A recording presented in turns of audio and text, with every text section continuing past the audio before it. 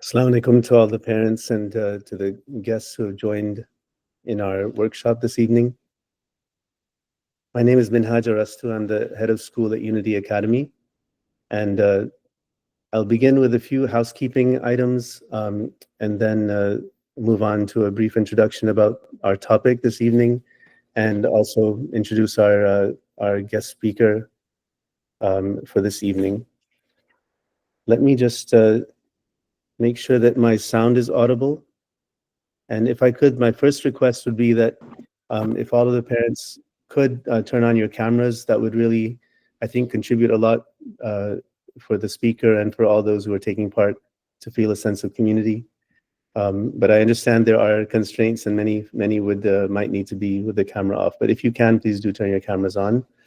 And do please keep your mics muted, especially in the beginning when Sayyid Ali Imran will be speaking, but then there will be some chance for interaction at the end, and that definitely at that time we'll have the chat window open, and you can turn on your mics at that time. And also, I would ask you all to take active part at the end. We'll have a chance to reflect on some of the topics and issues that our speaker speaks on. So, inshallah, Bismillah ar-Rahman ar-Rahim. Wassalatu wassalam ala ashrafil anbiya wal mursaleen. Thanks to all the parents again who have joined us. This evening, our parent workshop is titled, What is Islamic Pedagogy? And as those of you who have been with in our other workshops this whole year are familiar, there's a kind of a logic or a sequence of topics that we've tried to explore. We started our school year with a workshop about Montessori philosophy, and we followed that up with a slight diversion looking at the media and the impact of media on children and screen time. We came back to the central theme with our last workshop with Sheikh Rizwan Arastu dealing with the harmonious family. And now to finally kind of close this series of three workshops that really deal with teaching and learning and child raising, we are looking at what is Islamic pedagogy. And so I hope that that will kind of give us at least a lot to think about in terms of how children learn and how best to raise children at various stages in their growth and development. I apologize in advance for the title. Pedagogy is not the most commonly used word and not maybe accessible to all, but I think that pedagogy is a very important word for us, obviously, as a school and as parents. And as many of you know, pedagogy is basically the science and the method of teaching and learning. And I'd give you a kind of an example that we face as a family of our own. We've just finished the month of Ramadan. Everybody was very conscious of eating and what they're eating. We have two children. They're in love with Nutella. And, if we want to educate our children or have them, come to an understanding about good eating habits, for example, we would want them to maybe cut down on their Nutella and eat better. So there's so many different ways we can go about this, and this is what pedagogy is all about. It's looking at how do we, convey knowledge, how do we impart understanding, how do we help children to develop certain skills, and most importantly, I think for our purposes, how do we help children to develop a certain character and an attitude towards life? So, if the challenge were eating habits of Nutella, we might be explaining them the pros and the cons. We might have them do some experiments to figure out what the ingredients are, how does it feel, and how does it interact in the microwave oven, and so on. We might model healthy eating for them. We might, make it disappear at home. We might overload them with it and have them really kind of just satisfy themselves completely until they're repulsed by it. We might inoculate them with it by giving them a little bit and hoping that will, satiate them. We might try to give them alternatives that are more fascinating and interesting and really make it dramatic so that they're attracted to other things instead of that. And we might, have stories and songs that bring about a better understanding about other alternatives and things to eat. So, this is just an example of what pedagogy is all about, that there's so many different ways in which we can educate and convince and convey ideas and ultimately develop character. And for us as an Islamic school and an Islamic school community, we want to understand really well what are the teaching and learning methods that are recommended in Islam, and which teaching and learning methods will bring us closest to Allah subhanahu wa ta'ala, inshallah. And so for this topic, we're blessed to have with us Sayyid Ali Imran, who is a graduate of the seminary in Qom from 2012 and 2021. He was studying there. He's currently working on his master's in education at the University of Toronto. And I think also very helpful for us is that he is the head of school at Al Hadi School in Toronto. And he does deliver many lectures and workshops through the Mufid Seminary and the Mizan Institute. And I wanted to say at the very beginning that I appreciate Sister Rabab, who has recommended that we invite Sayyid Ali Imran. And at the beginning of the year, I had asked our auxiliary and parents to nominate or suggest speakers and topics. So I do appreciate that contribution, and we are always open to inputs from our parent community. So inshallah, with that introduction, I will hand over the reins to Sayyid Ali Imran and request him to begin his presentation, and then we'll conclude with a little bit of discussion at the end, inshallah. Assalamu alaikum. Just want to test my mic before. Can you guys hear me? Okay. Yes. A little bit louder, please. Yeah. Awesome. أعوذ بالله من الشيطان الرجيم بسم الله الرحمن الرحيم وصلى الله على سيدنا ونبينا محمد وآله الطاهرين اللهم صل على محمد وآل محمد. Assalamu alaikum, dear parents, dear staff, faculty, teachers of Unity School, Unity Academy in Chicago. Unfortunately, I would have loved to be there in person. I usually don't travel to the US anyways, and I think this would have been the worst time to travel to the US, but maybe inshallah in the near future, it will be it will be an honor to come and visit the communities in the US and benefit from them as well. So thank you for having me today. And the topic that I was I decided on was just a introduction to Islamic pedagogy for parents and individuals who may not be very familiar with what exactly this is. What is Islamic pedagogy? Inshallah, that's what basically the seminar is for. And what I have is a presentation to kind of go with it, which I will just sort of open up here, share my screen. Okay, so I think all of you should be able to see my screen, inshallah. So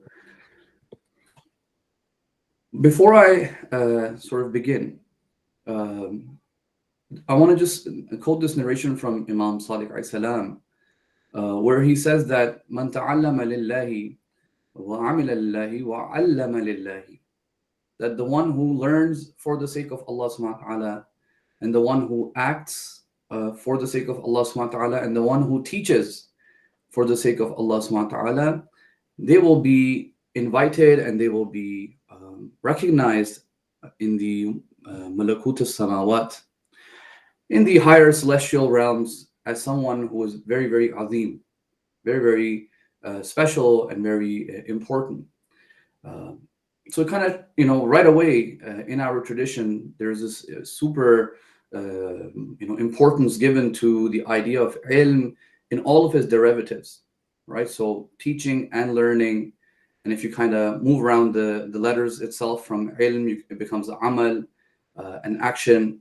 So this already shows us that the idea of teaching is going to be some sort of a sacred responsibility and a sacred duty, which unfortunately in the world we live in the sort of modern world and the modern paradigms that we live under, it is not seen as a sacred duty, right? It is seen as just generally it is seen as a job, that you've gotten a degree in education, and you need to teach because, uh, I mean, not to say teachers that are even in this field professionally don't have a passion for it, but it is linked to money and finances at the end of the day, right? And these teachers are usually unionized in schools, and there's a lot of laws for them, protections, and there's protests that happen. Sometimes strikes will happen, and even if the schools have to shut down or the universities have to shut down, uh, that's how that's how education works.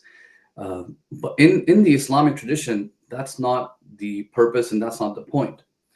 Um, and how teachers themselves are seen in the Islamic tradition is basically almost like a what we call a vocation, meaning it is a sort of calling, right?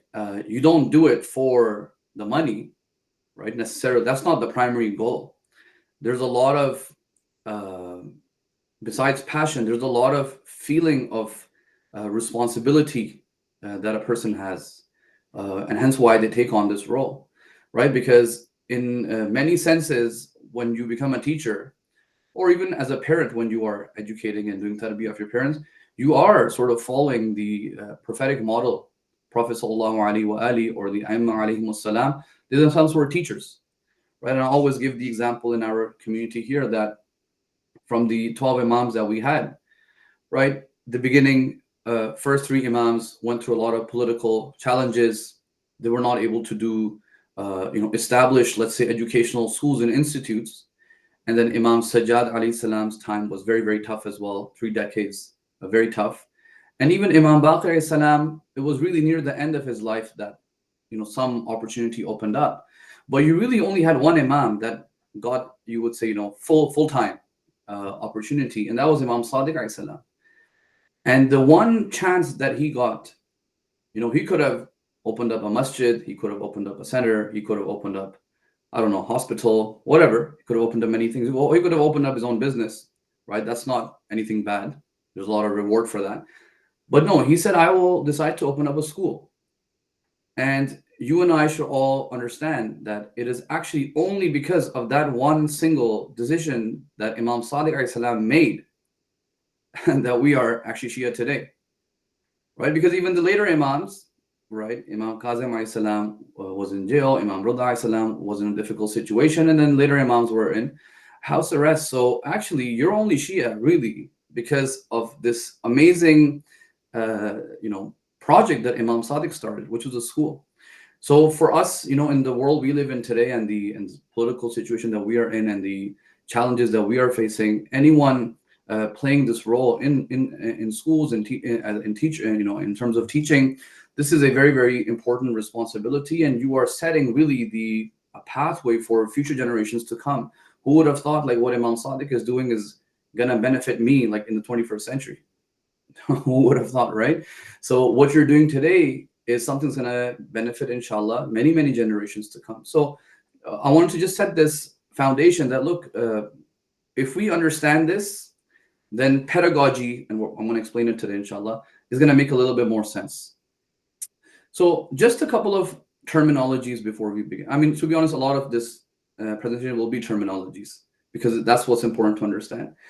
Most of the parents, when they join a school or an Islamic school even, they will usually ask the school administration or the principal, so what's the curriculum?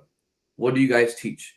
And that's obviously a lot of times is coming from our backgrounds as immigrants, maybe, right? I went to a British standard school or an English medium school, and it was American standard. I myself grew up in the Middle East, right? So I understand how that system works, right? And the concern parents have is what is being taught.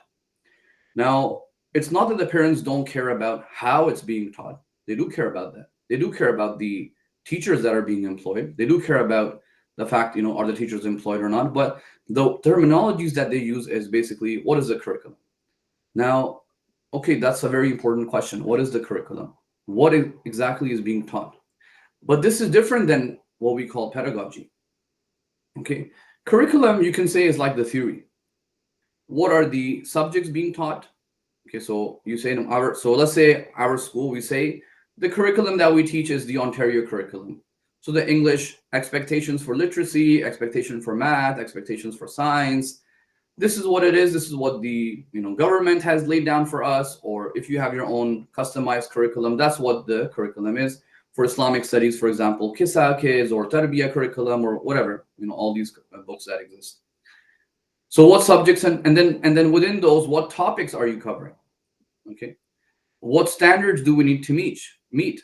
So by what grade should students be very comfortable, writing a paragraph, for example, or by what stage should they be very, very fluent in knowing their uppercase and lowercase letters? Okay, what age? What is the expectation? And then how are the subjects interlinked with each other, right? Is it the fact that, okay, if the student's learning science, does it have any relationship with the math that they're learning or the English, right? So there has to be a link because, for example, if the English comprehension is weak of the students, they will struggle in math and they will struggle in English and they will struggle in social studies as well. It's connected in that sense. And then is tarbiyah part of the curriculum or not? So look, so far we still haven't talked about pedagogy. We're just asking, by the end of this school year or the school, by the time the students graduate, what else is expected? Are the kids expected to have a sense of, should they understand that truthfulness is a very good value to have? Should they understand that justice is a very important virtue to have? Should they understand this? Should they know this? Should they know that humility is a very important moral quality? In public school, it's non-existent. Who talks about humility in public school? We never grew up with that concept, right? Because in public schooling, they're always talking about confidence, confidence, confidence, and it's all linked to your nafs, your soul. It's all about you. So the language starts to change over there. Humility is only relevant when you have God in the picture. Why would I show humility to another human? Why would I care about another insan, another makhluk? You're just as makhluk as I am. So I could care less about you. But when you have Allah subhanahu wa ta'ala in the picture, then humility starts to gain some value and meaning.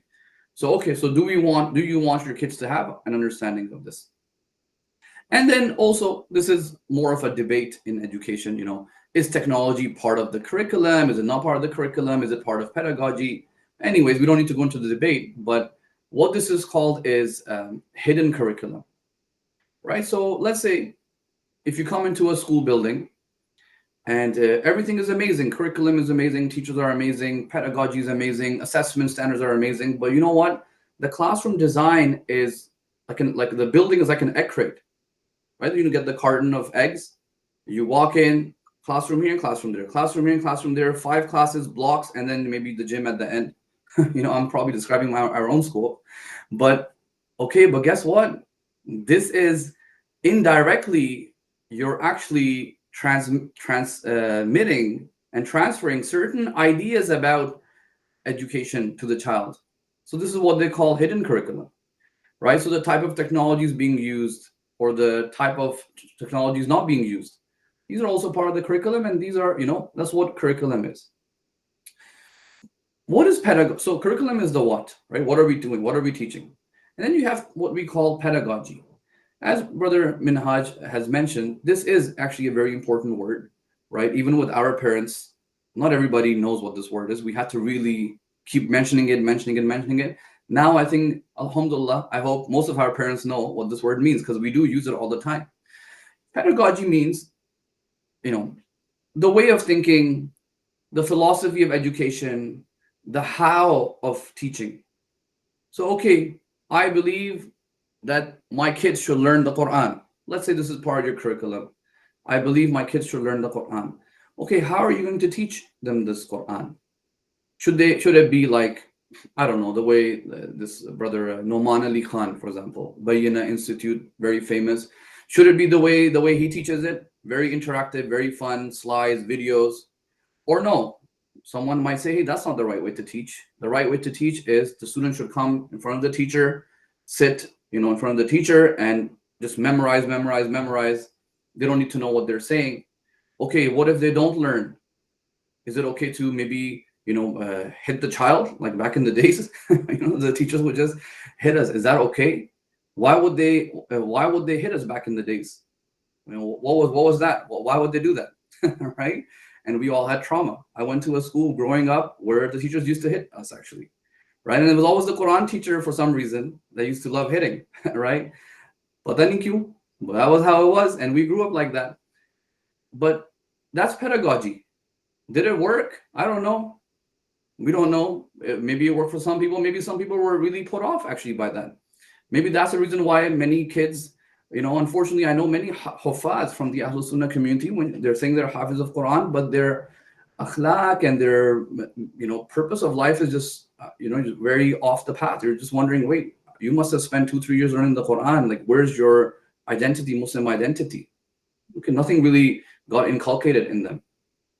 So the question is, how do I actually teach this curriculum? And how do I do this tarbiyah? When I'm saying I want children to have humility, or they need to have, an accountability of themselves and taqwa and all of these words, there's dozens and dozens and dozens of words. How do I actually teach them? How can you teach humility? How can I teach truthfulness? How can I teach patience? How can I teach these qualities? So this is what the question is, right? And then what techniques am I supposed to use for the academic component and for the spiritual component? And ultimately, what are my underlying values and assumptions when I walk into the classroom? What do I actually believe about this child in front of me? What do I believe about myself? What do I believe about my role? Brothers and sisters, all of this matters immensely. Okay, trust me when I say that, right? All of this matters immensely. Inshallah, we'll give some very basic case studies to show you. And then, later on, there's also questions about assessment. How do we assess a child? We don't need to go into that too much, but that's also another component in schools. Now, a couple more words that maybe some of you are familiar with, but just kind of bringing them into the education sphere, right? So this is actually by one of the professors. His name is Nadim Maiman. He's a very good brother. I have met him. He's one of the experts in this field as well. So this is from one of his presentations. I really like the way he broke it down. The one thing we have probably all heard of growing up is Islamic worldview, right? If you have read the books of, I don't know, Sayyid Mutahari or these type of ulama, you must have come across this word, and that is, what is your worldview? Like, what do you believe in? What is the lens through which you see the entire world? So we say, well, we look at the world through the lens of Tawheed. That's what we look at the world from. Everything has God centricity. Everything has, we see things as the makhluk of Allah subhanahu wa ta'ala. And then other things as well. Like your theology comes in over here as well. What do you believe about the Nabi? What do you believe about the Imams? What do you believe about the creation of Allah subhanahu wa ta'ala? What do you believe about other humans? All of this stuff comes under the worldview, right? So then you have your Islamic worldview as opposed to, let's say, a materialistic worldview, a secular worldview, a capitalist worldview, communist worldview, for example. So you have all these worldviews. This is extremely important to have while you are teaching, because that's what's going to give you a ability to coherently understand all the different disciplines that exist. Correct? That's sort of like the thread that's going to bring everything together. This is extremely important. Now, the thing is, then you have something called Islamic studies. And this is something that, for example, what happens in Sunday schools. Sunday schools are for Islamic studies. So parents send their kids to school, Islamic Sunday schools, or sometimes you will have an Islamic studies class in an Islamic school as a subject, right? And what does Islamic studies do? Well, it teaches you the, Tawheed and Adala and Nubuwa and Furu ad-Din and the Usul ad-Din and history maybe and Seerah of the Prophet and the battles of the Badr and Uhud and all of the teachings of, like your Kisa kids or your Tarbiyah curriculum, for example. That's what, and you bring that in and you bring it into the school and you teach it as a subject, or you teach it in your madrasas, and you're teaching the beliefs and the practices to the children. Okay. The problem, not the problem, like the gap, like this is good. We need this. You need your kids to know the Tawheed and Furu ad-Din and the Islamic law. Okay. The gap that it misses over here is that I thought we said that, Islam is a way of life and Islam is sort of embedded in everything. So when you kind of bring it as this, Sunday, you gotta, kids are brought up believing that, hey, this is something we do on a Sunday or a Saturday, right? And what we do on the weekend has got nothing to do with what I do 5 days a week in school. So actually what you're subconsciously keep doing is you're reaffirming the secular idea that, yeah, you have your public schooling, right? This is what the default is. This is what everybody should believe in.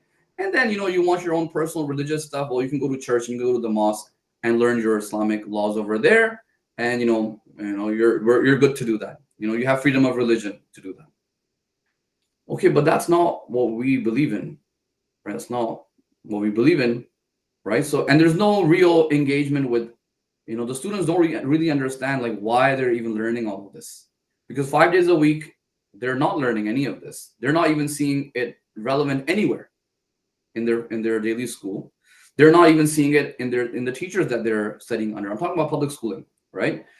So that's what Islamic studies is. And then sometimes what happens is you can bring Islamic studies to an Islamic school and you will still have a disastrous Islamic school, right? Ahl Sunnah schools, if you look at many of them, because they have a long history of Islamic schools. There's a lot of research published about them. The reason why there's such a negative perception of Islamic schools, majority of them being from the Ahl Sunnah, is because there was no Islamic pedagogy, which we're going to come to at the end. They just slapped on a subject called Islamic studies, and they told parents that, hey, yeah, in our school we do all the curriculum, English, math, science, and kids also learn about Allah and the Prophet and the seerah of the Prophet and so on and so forth. They will learn the Quran as well. Okay, so the parents got happy, but you realize that the akhlaq is so bad of the kids, right? Sometimes they come out worse from even the public schooling. Then you have something called integration, where you integrate Islam into the curriculum. So this is like the current, let's say I'm teaching science, okay, and my science curriculum is from the Ontario government, okay. I'm going to bring that in. I'm not changing anything within it, but I'm going to say, hey, this science unit wants me to teach them about, I don't know, mirrors, let's say, or airplanes, like flight, science of flight. Oh, so I know I can bring in the discussion about the Muslim inventors who thought about flight, centuries ago, let's say. So you're kind of bringing in like Islamic references, because it's not Islamic studies. You're not teaching them Tawheed and Adala. Well, you're bringing some references saying, oh, you know what? Muslims were the first ones who did this, and Muslims have invented 1,000 books, 1,000 things, for example. So this is also good. By the way, we're not saying anything here is wrong or bad. We're just saying, hey, these are the pros, these are the cons. But not cons, these are the gaps. This is what this misses out. So then finally, you have what we call Islamic pedagogy, which is the actual purpose of why I'm teaching and how I can use myself as a teacher and my worldview and my knowledge of the Islamic studies and my knowledge of the Islamic integration, and how does that change me as a teacher, and how I can model behavior where the students, when they look at me, they can mimic me with it. Inshallah, I'll give examples. And also, how does that change my language?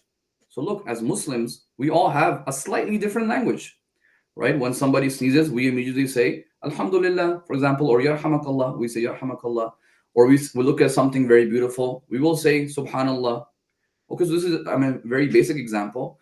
But actually, if your understanding of the worldview gets stronger, if your understanding of the Islamic studies gets stronger, your language will start to change in many, many things, actually, right? Something as simple as saying the word luck, like good luck. What on earth is luck? Like, luck is nothing. You won't find this word in the Islamic tradition. What is luck? Luck is coming from a materialistic worldview, which says everything is random. Okay, now, you might be feeling, oh my God, I use it all the time. Yeah, so do I. So do I. I use it all the time because we're born and raised with this language. So that's where the pedagogy becomes important. So you have to train yourself constantly to kind of avoid using these type of words, right? So look, the word luck is coming from the idea that things can happen randomly in the universe, but we don't believe that. So there is now a sort of inconsistency in the worldview and the language that you're using. And kids are also going to grow up with that same inconsistency.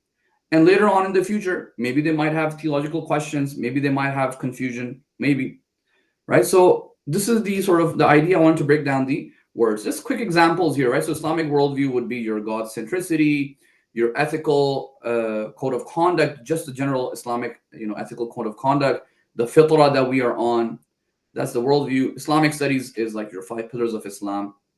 Islamic integration would be, there's a book called 1001 Inventions. There's a book, you can find it. These are just things you can bring in science and social studies. But then Islamic pedagogy would be, how can I get these kids to do muhasabah of their nafs, self accountability? It sounds, might sound very difficult, right? And it is. Even, I always joke with even some of my staff.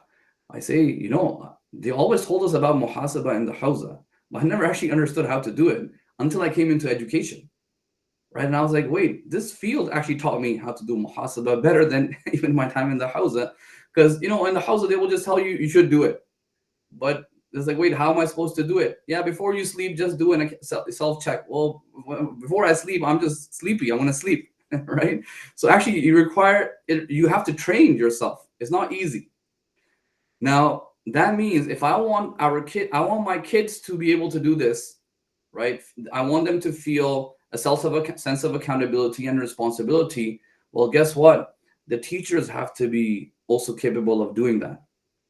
Otherwise, they cannot pass it along. It'll be very difficult. And this is all based on a very key principle. It's a philosophical principle, but it is, relevant. It became more of a proverb as well in Arabic, which is فَاقِدُ الشَّيْء لَا يُعْطِي. فَاقِدُ الشَّيْء لَا يُعْطِي means that, look, if I have a phone, right? If I don't have a phone, I cannot give you a phone. If I don't possess a quality, I cannot pass it along. I cannot give it to you. I don't have it, right? So فَاقِدُ الشَّيْء, the thing that doesn't possess something, لَا يُعْطِي, you cannot do إِعْطَاء, you cannot give it to anybody. So therefore, pedagogy becomes very important, and Islamic pedagogy and Islamic pedagogical training for for staff and parents, it becomes very, very important. And that's usually what I work with our staff. So now, brothers and sisters, there's so many concepts in Islam, right? Do we have to know all of them? No, not really. But you do need to know a significant amount. Okay, so I've learned a significant amount. But brother Sayyid Ali, every discussion I go into, there's like, I see that ulama have like thousands of years, 1,000 years of debates on these topics. What do I do? Like, this is too much. Every view I go on, this alim said that alim said this marja said. No. It's not meant to be that complicated, guys. Okay, it's not meant to be that complicated. So I did, for example, a theology class for our teachers.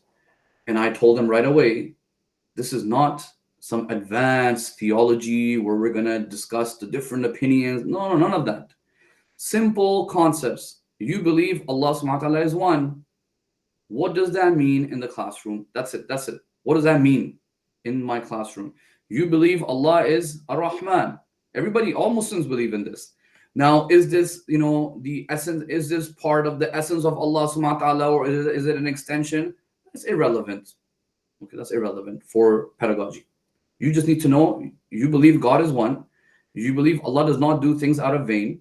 These are very key theological concepts. So if Allah does not do anything out of vain, what does that mean for me in my classroom? It's going to change. The language will change. A lot of things will change. So a comprehensive pedagogy takes into consideration the why. Why am I teaching the way I'm teaching? What am I teaching?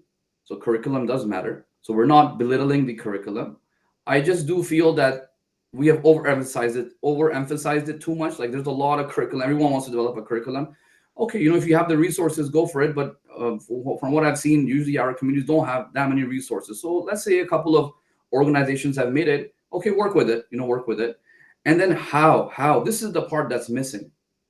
And in fact, I believe this is the part that's been missing for about a couple of centuries. The Muslims have become very weak in the practical sciences in general. So pedagogy is also part of that, right? So the why is answered by the worldview. Why do I believe there is no randomness in the world? Why do I believe things don't happen just out of vain? Well, that's my belief in Allah subhanahu wa ta'ala. That's my belief. Okay. So if I believe that, what do I feel? What do I believe is the right thing to teach to my children? That's the curriculum. And then how do I apply all of this? That's called pedagogy. Your pedagogy will be coherent and consistent when all of these three things are aligned. Okay, so your worldview, you know what you believe in, and then you obviously you know what you're teaching, and then the way to teach it as well. Okay, a certain language and approach will be used by teachers. Now, the language we use for our pedagogy will assume many things, brothers and sisters, many things, as like all the things that are there in Islam. For example, children are an amana. So when you are teaching in school or you're parenting, even as a parent, your child is a trust. Okay, so you are entrusted with them. Therefore, you cannot be negligent towards your the amana. In Islam, it's a concept in Islam that you cannot be negligent towards the trust. The Prophet ﷺ was known as Al-Amin. Okay, this is a very important quality. So look, the children are a trust. So now when someone has entrusted you with something, I mean, you all know how much importance Islam gives on keeping the trust safe, right? Keeping people's trust safe. Well, this is the trust from Allah. So when you are coming to school or you are upbringing your child as a parent or you are a teacher in the school, well, the responsibility is extremely severe. It's very intense, right? There's no room for negligence, right? Yes, mistakes can happen. Of course, none of us are infallible, but we should always be trying our best to ensure that the best care, the best nurturing, the best possible whatever is within our capacity, the kids are getting the best tarbiyah and upbringing. So that's in terms of the amana. Tarbiyah itself. I've done another presentation and a paper I've presented in one of the conferences on this idea of tarbiyah. Okay, that's also a little bit complicated. Like it gets deeper. When you go deeper, there are things to sort of discuss. But tarbiyah, you believe, is actually an aim of education. This is my belief. My belief is not just I want my kid to know all the mathematical equations and formulas and multiplication tables, and just be very quick at answering these. Well, okay, yeah, that's also there. But I believe that there is a second dimension to the child, which is the soul. I believe in this. And I need that to be trained. Okay, well, that's tarbiyah. So the first part, what we call ta'aleem, then you have tarbiyah, and then you also have something called ta'deeb, which is the last one, the adab, right? The adab is like the beauty, right? So we do like a hadith every day in the school, and we kind of teach the kids, and whenever we get opportunities, we try to demonstrate to the kids. Let's say something as simple as eating, right? So it's not haram to stand up and eat, but it's much more beautiful and adab to sit down and eat, right? So look, maybe in public school, you're not going to get that reminder. What would be the reason for the teacher in public school who's not a Muslim? What would be the reason for a teacher to encourage that? They might ask them to sit down because of some other reason. Hey, you might fall. You might hurt yourself. They may have those reasons, but actually that's not what the reason for us. Our reason is actually this act is more beautiful when you sit down and eat. Actually, that's the reason. And actually, we just read a hadith today. That's why it's in my mind, right? So it says the Holy Prophet was never. I read this we do a book called Mafatil Hayat from Agha Jawadi. It said that the Holy Prophet was never seen from the time of Bi'tha till he passed away leaning against the wall and eating, which was the style of the kings. Why? Because he would always come to the sufra, sit like a servant, because this indicated humility. So now when we have brought this up in school, we will demonstrate, the teachers will demonstrate, and look, you don't have to always actively mention it, just demonstrate it, just do it, and then remind the kids, right? So that's the ta'deeb, that's the last part that I've written over there. And then niyyah, intention. Why are you even doing all of this, right? What's the purpose? Ilm and amal, you believe that ilm is not the only thing, amal is also required. Another very important aspect of Islamic pedagogy is tafakkur, right? Getting our kids and students to really be contemplative, right? Really be people who think, children who think through things, right? They're not be hasty, not rush through things. So that's also very important. And then one of the most important ones that is very key, especially at not just elementary, this is true for all grades and even for all the staff as well, like muhasaba, self-assessment, right? Without self-assessment, it's very difficult to grow and transform, right? Because if you don't even know what your flaws are, right, then I mean, how are you going to grow, right? So it's very key. So even with our staff, let's say when we do staff evaluations, uh, I will evaluate them as well. But actually, initially, I give them the evaluation forms and I ask them to rate themselves. Actually, just how, what do you think? Where do you stand on all the different indicators that we have? And then we kind of discuss it together. And maybe sometimes I may have a misjudgment about them, or sometimes maybe there's room for improvement, right? So, but that comes down to the kids as well. Muhasaba, right? So let's say when we do detentions. So actually, we don't have a word called detention in our school. There's nothing called detention. Everything is a reflection. Okay, a reflection. I need to reflect on what are we doing. So right, that's coming from the whole worldview and the pedagogy. But we don't have. Yeah, we just haven't never used the word detention. So anyway, that's sort of some of the words. Let's do some quick examples. Right, Brother Minhaj. Usually I do this on my PC and I have all my time and everything set up on my laptop. So I don't know how long I have left. I think I'm already past time, if I'm not mistaken. Alhamdulillah, I think you can carry on. You're at 6:40, and Alhamdulillah, we have 20 more minutes at least. Okay. Okay. Let me, inshallah, try to go a little bit quicker. Guys, let's do a quick example, right? So we taught some very interesting novels like Animal Farm and Lord of the Flies, these classics. And they can be interpreted in so many different ways. So let's say grade 5 students are reading a book, and this book talks about the cosmos and the world. And let's say the boy in this book or the girl in this book reflects on the insignificance of humans, right? The universe is so vast. Now, look, there are concepts of wonder and mortality. You will die in books like these. And by the way, since postmodernity, a lot of the novels in the schools are like this. They call them existential philosophy.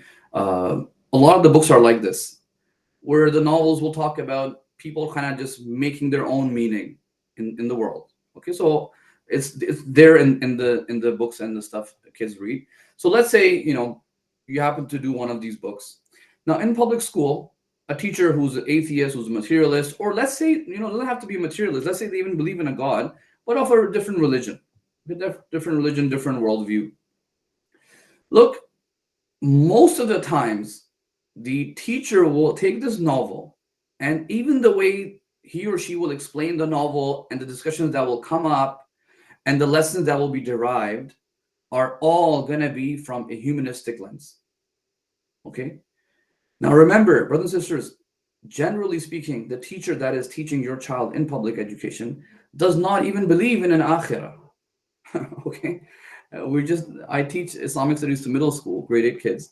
And we just started doing the Day of Judgment and stuff. And, we first started off with this idea that, what are our assumptions? So assumption is that, hey, there is a hereafter. And in fact, if you don't believe in that, so I probed the kids. I said, so how would you live your life? And they all said, oh, we'll just be having fun, right? Because, why would I put myself through so much trouble? I'll just go party and live my life. And I said, exactly. That's actually literally the main reason why they always try to maximize pleasure in the West, because there's no akhirah, there's no accountability. They can go bomb children, 500,000 kids have been killed, and no sense of accountability, not even a care. Yeah, that's what happens when you don't believe in a very important concept like akhirah, which is all over the Quran. So look how that one concept, which we don't really talk about, unfortunately, too much. I don't know why not, but it's all over the Quran. It's one of the Usul al-Din. But just that, it's actually that theological view that is giving you a lot of meaning in life and a lot of sense of responsibility and accountability, and everything make sure you make the right decision, don't make the wrong decision. What is all this for? It's because there is something at the end, and this life is not going to just end here. There's no such thing as non-existence like that. You're going to continue. You're going to have a reward or punishment. Okay. But if the teacher doesn't believe in any of this, there is simply going to be no conversation about this. When they read a literature like that, there will simply be no conversation like this. And they will talk about things that, life is random, life is meaningless, you should discover your own meaning, whatever you feel. So look at the words even used, whatever you feel, whatever you want to identify yourself as today. These are the terms that are used consistently across the board, and kids grow up with it. And I'm just giving you a simple example. Imagine now your child is there every single day for 10 years, whatever, 18, 12 years, whatever it is. Okay, and then there's this constant battle. So public schooling, and then they come to the center, and in the center they're hearing a different language, it's not making sense.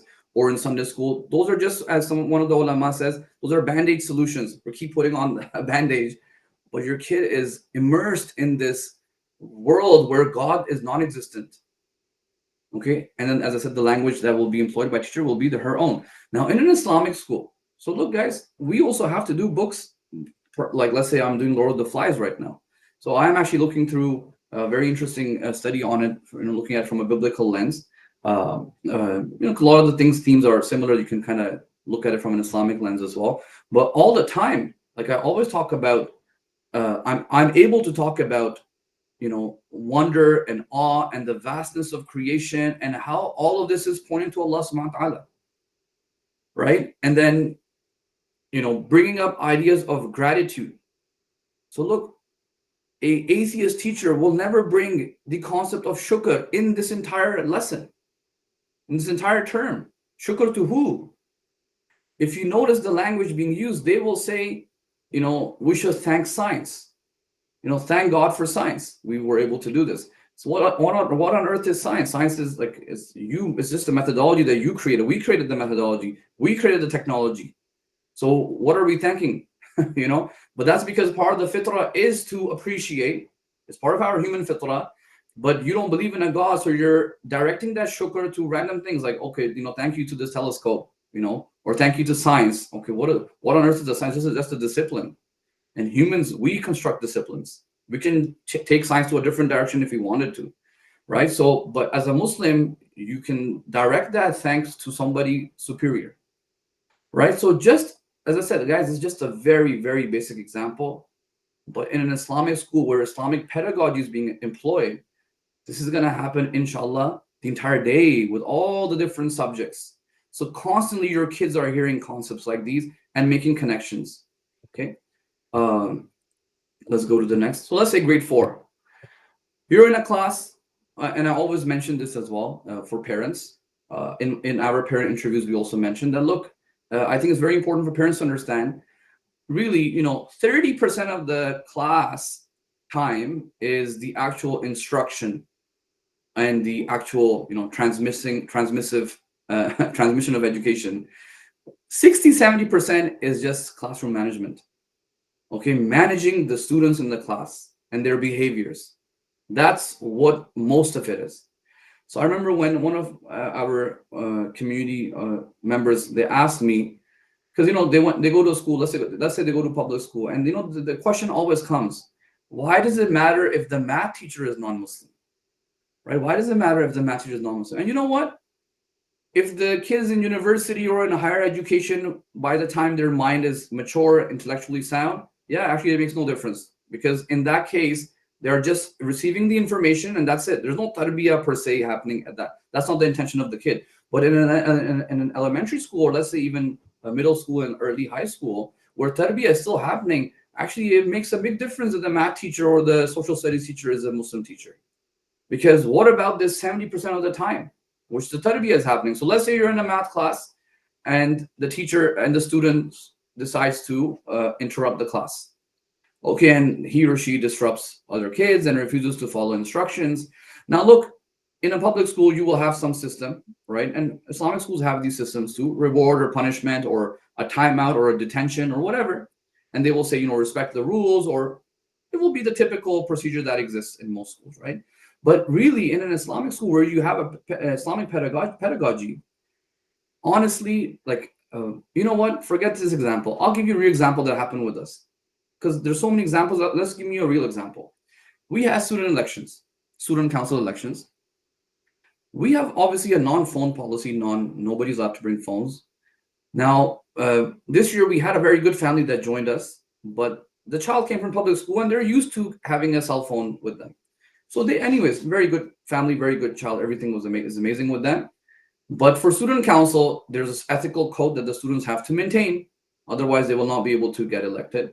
This child was caught with a phone earlier because it was just a habit of them to keep it in their bags, right? And we let it off. We basically let them get away with it. So that's okay. You know, you're used to this. It's okay. You're new to the school. Anyways, during elections, when they're campaigning, they had one of the best campaigns. Because this child was amazing, and I was like, this kid's gonna win. Unfortunately, one of the days, I found a phone in his bag.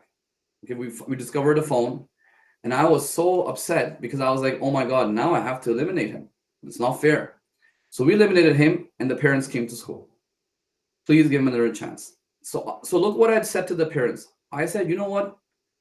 I can give him another chance. He's just a middle school kid.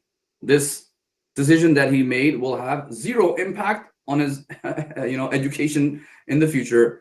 Grade 7, 8 marks don't count for anything. This is not coming on his report. Nothing. It has no significance in that sense on his record. But I said, parents, let's look at the example, right? Let's look at the two scenarios. I can either let him get away with it, and in his mind, he will now be trained that, okay, I can get away with these things, and I will probably try to do it again at a later grade. And if he gets caught in a later grade, well, over there, the consequences are going to be pretty bad, right? There's not going to be, let you get away with it. Or I can allow him to just experience this consequence right now at this age, and he will have this lesson with him forever. And I was able to do that because I had a similar experience. Because I came from the Middle East, I studied in British schools, but we didn't know what plagiarism was. I didn't know what plagiarism was. And they came in grade 7, 8, they're like, poetry likho. Mega poetry kaise likho? I don't know any poetry. So internet was new. I was, pretty good with the internet. And I, copy pasted a poem from somewhere. And my teacher caught me in grade 7, and she took me and she said, this is plagiarizing. I said, teacher, what is that? I don't know what it is. She's like, basically copying somebody else's work. I said, oh, okay. But she let me off. And then guess what? I did it again in grade 8. I did it again in grade 8 because I was like, okay, I got away with it. Let me try again, because it was, poetry came. But I was like, hey, I remember since grade 8, I never did that mistake ever in my life again. Because in grade 8, I got, I was penalized. So I shared that experience that, hey, don't do this again. Have accountability. You are responsible, and there are consequences. Guys, this is the pedagogical aspect coming in as a Muslim. So even when sometimes mistakes happen or blunders happen, our staff, most of them, as the ones that have been trained and have been with us, immediately we're like, okay, what can we teach the kids right now? What can we teach the kids? So same thing here. If a disruption happens or whatever, in class, teachers are always on the lookout for what can I teach this child in this situation. And then, of course, we have to kind of we have to train the parents as well. That's why we put in the contract, you will kind of abide by our disciplinary policies, right? Because the parents might be like, hey, mera bacha bully ho raha hai, is being bullied. We have to tell them, hey, bully is a technical term in education. Not everything is bullying. Usually bullying does not happen in our smaller schools. There's no such thing like that. It's just kids tease each other. But my point is that we have to kind of get the parents on board to understand this. So this child's parents walked away so happy when they understood what we're doing. They're like, wow, this is amazing. Please teach him a lesson. Please teach him a lesson so he doesn't do this mistake again. I said, okay, alhamdulillah. So, that's an example. Anyways, I don't want to maybe bore you guys too much with the next slide, but just khulasa, there's 3 ways of teaching, 3 modes of teaching. All of these are perfectly fine to use. They're correct to use. Classically, maybe the way we were taught, let's say if you were from India, Pakistan, or Middle East or wherever, we were taught in the first way, which is transmissive. Teacher comes to front of the class, comes to the board, teaches, and you write notes down, you memorize, and that's pretty much it. There's no real relationship with the teacher in that sense. And you're in a class of like 50, 60 kids sometimes, right? Then you have something called, so look, transmissive, you still need to use it. Teachers still need to use it. It's not that we don't use it, but it's not going to transform the child. Then you have something called transactional, where teacher and the student are involved, and the teacher tries to create experiences for the student to experience, right? And then sort of relate with those experiences, because look, every child will have their own life and their own experiences as well, right? The teacher has to kind of guide and facilitate those experiences. So kind of what happens in Montessori actually, right? Teachers set up a certain scenario or a context, and kids are kind of learning through that. That's called transactional. But really, what the ultimate goal of Islamic pedagogy is, number three, transformative. And this, I will share one anecdote from my philosophy class in Qom. When we went to the first ever class, the teacher came in. We were doing a book called Bidayatul Hikmah of Allama Tabatabai. And philosophy is very dry and boring. And I mean, come on, it's just concepts in your mind. So the teacher said to us that this course is completely useless if it does not result in sayruratun nafs. Sayruratun nafs, meaning a transformation of yourself. So what he was basically trying to say is that, hey, if you're going to just study this philosophy and these concepts and technical terms, and you can even be an expert in it, but it does not change your life, it's pointless. That's not the hadaf of this. So Islamic pedagogy really is the teacher's techniques and the methods that they're using to create that transformation in that child. So that patience and humility and, I mean, there's so many concepts. How do we actually get the kids to become like that? How do we make them pious? And how do we sort of transform them? That is the ultimate goals, or one of the main objectives of Islamic pedagogy. And once again, as you can see over here, the teacher becomes very, very important here, right? The teacher themselves, her or himself, therefore, needs to also be on a journey. And that's the kind of idea we have in our Al-Hadi school. So we always say everyone's on a learning journey, everyone's on a journey. And this is from the Islamic worldview as well. Talabul ilm farida, talab is like a constant seeking of knowledge, right? So every teacher's on a journey, right? We do have our modules, we do have training, we do have, sometimes I will bring books. On 13 Rajab, we have like a book fair. I'll bring as many books as I can for staff, because they should all be reading and studying and learning and whatnot, right? So we try to create more of a learning culture amongst the staff, and they have to be on a learning journey. Otherwise, as I said, you will not be able to get the kids on a learning journey. If you're not on that stage, you haven't experienced that stage yourself. How are you gonna get that kid on that stage, that safar? So that's kind of the idea. So anyways, I don't want to go any more than this. As I said, sometimes it can get a little bit complicated, but I hope I was able to kind of get the basic overview of it. But inshallah, I'm here for any questions or comments, feedback. I'm here, inshallah, to listen to all of you. Sallallahu ala Sayyidina wa Nabiyyina Muhammad wa alihi at-tahirin. Allahumma salli ala Muhammad. Thank you so much for the presentation. We are close to the end of time, but I think we have time for maybe one brief question and response, and then we can, inshallah, Sure. Now, if anybody would like to ask orally, or you'd like to send it through a chat, you're welcome. For Sayyid Ali Imran. I'll ask one. Sayyid Ali, so is this something that you have developed and maybe created as something that can be reproduced in other schools? How would this be implemented in Unity? Yeah, so actually, currently, in terms of Shia schools, we are at a phase, I'm talking about in North America specifically, we are at a phase where pedagogy and pedagogical training for staff is really in its infancy, unfortunately. So from my part, what I have tried to do now is I've started to create training modules for staff. And then as part of our onboarding process, let's say we get a new teacher, they have to watch those modules. So one of them is theology. One of them is actually holistic education. So holistic is a very common word. What on earth is that exactly? So we've gone through that. And then we also have, by the way, ahkam classes for teachers. Let's say music, right? Music is a big deal in schools. Like you're using nasheeds and tunes and songs. So what is halal? What is haram? So we've done that, gender interaction. So we've done some legal classes as well. But yeah, so these modules are available actually. So teachers from other schools have sort of signed up for them as well. And they're available online. For our staff, obviously it's free. They're being trained on it, but really they're not that expensive. I mean, now with the Canadian and US dollar conversion, it's probably much cheaper for the US, but they're all like normal 50, 60, $70. Yeah, it's like something along those lines. But they are accessible to our school's website as well, and our admin kind of deals with that process. Yeah. Other than that, if we do other stuff as well. So look, because of that worldview and that pedagogy, a couple of things become very prominent in our school. So let's say experiential learning is huge for us.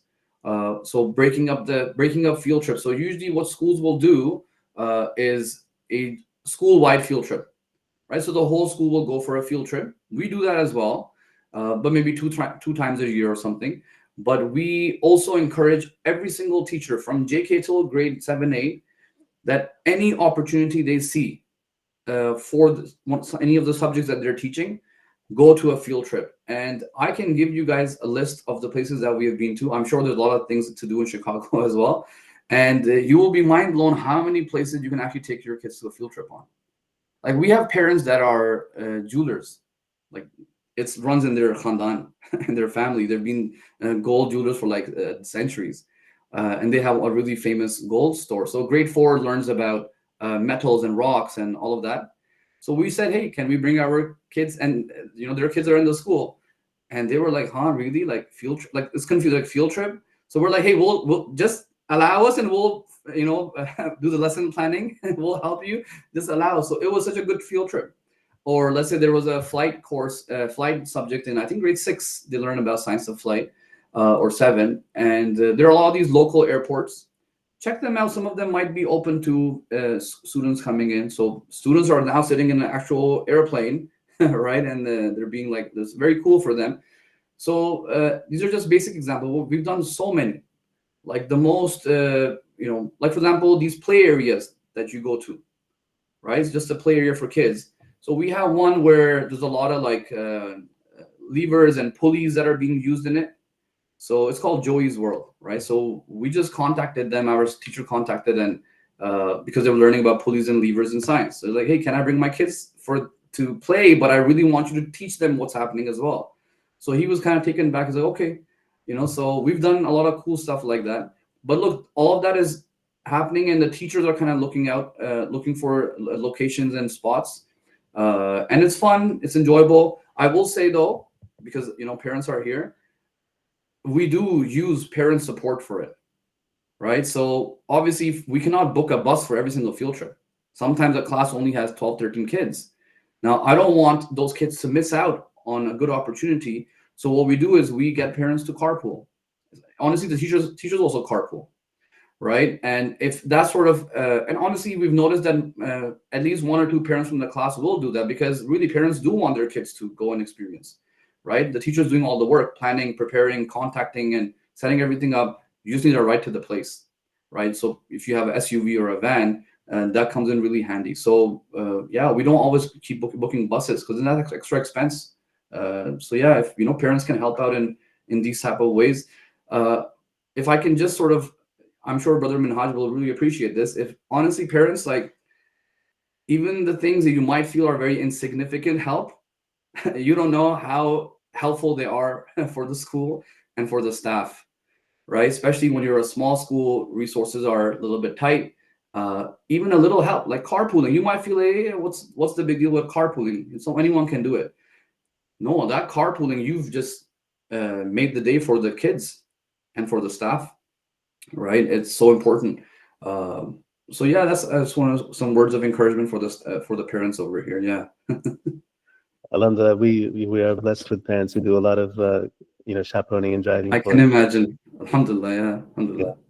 Well, thank you so much to our guests and to the parents who have joined us. I think this conversation, just as in the series that we've had all this year, in many ways there are ideas and things that we're familiar with at one level, but it's always helpful to get new perspectives. We've heard of a perspective of another school, alhamdulillah, in Toronto. You've brought in aspects of how the Islamic pedagogy can be applicable in discipline and behavior and literature, and even the study of science, and how it can impact the whole school's culture. And I think we always, although our parents are committed, alhamdulillah, to Islamic education, but it's always a challenge in the community to keep that momentum going in the higher grades, because we're going to the 6th and 7th and 8th grade. And there is always the thought in parents that, by 6th and 7th, maybe our children need something different, or they need to, get into the public school and get an academic as opposed to a character building mode. So for all these reasons, I think that although many concepts are familiar to our parents, but you've driven it home from a new perspective. And alhamdulillah, we build bonds with sister schools in this way by making contact. Inshallah. So, thank you so much. Yeah. Thank you so much for having me. And as I said, I hope it was beneficial. You can feel free to share the slides with the parents and the staff as well. And just we do have on our website like a publication section, like a blog. Okay. So there's a lot of ideas that we have put up, like things that our staff has done. If teachers want ideas, or parents want to look at some of the ideas, you guys can feel free to look at those, inshallah. Okay, we will do that. I'll share that with the parents. Thank you again, and to all the parents, Assalamu alaikum wa rahmatullahi wa barakatuh. Ma'as salam.